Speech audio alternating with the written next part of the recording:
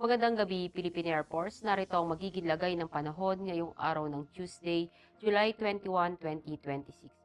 Sa kasalukuyan, meron tayong binabantayang low pressure na nasa labas ng ating Philippine Area of Responsibility na kaninang alas 3 ng hapon ay huling namataan sa layong 1,505 km east ng Eastern Visayas. At ang nasabing low pressure po sa ngayon ay mataas na ang tsansa na maging ganap na isang bagyo sa loob ng 24 oras.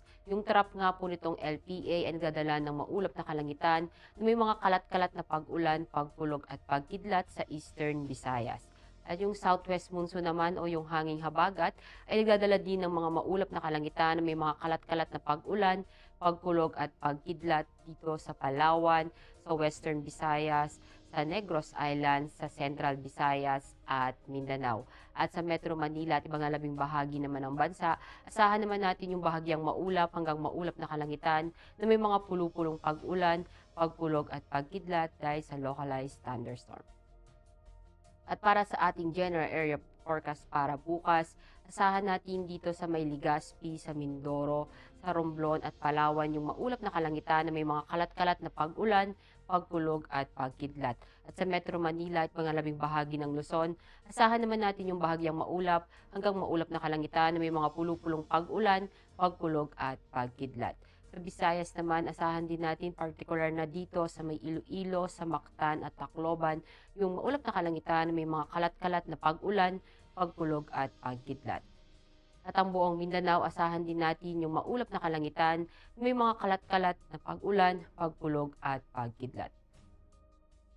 Para sa magiging lagay ng panahon sa susunod na 3 araw, sa Metro Manila, asahan natin sa Huwebes ang bahagyang maulap hanggang maulap na kalangitan na may mga pulupulong pag-ulan, pagkulog at pagkidlat. At pagsapit ng Biyernes at Sabado, asahan natin yung maulap na kalangitan na may mga kalat-kalat na pag-ulan, pagkulog at pagkidlat.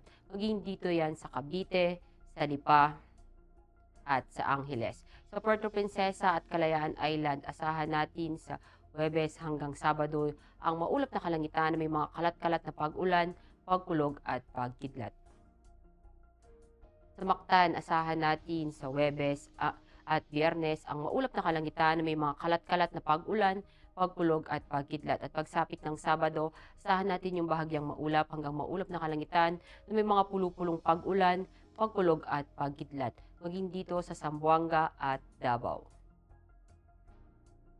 Ang araw ay lumubog ng 6:29 ngayong hapon at sisikat bukas ng 5:37 ng umaga.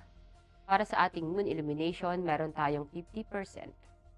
At para manatiling updated sa lagay at taya ng panahon, i-follow lamang ang Air Force Weather Center sa aming mga social media accounts. At yan lamang ang latest update natin sa weather sa ngalan ng aming commanding officer na si Colonel Hermelino T. Calubiran Jr. POP GSC. Ako si Staff Sergeant Ashley F. Di Maculangan, Philippine Air Force, weather broadcaster ng Air Force Weather Center. Muli, magandang gabi, Philippine Air Force.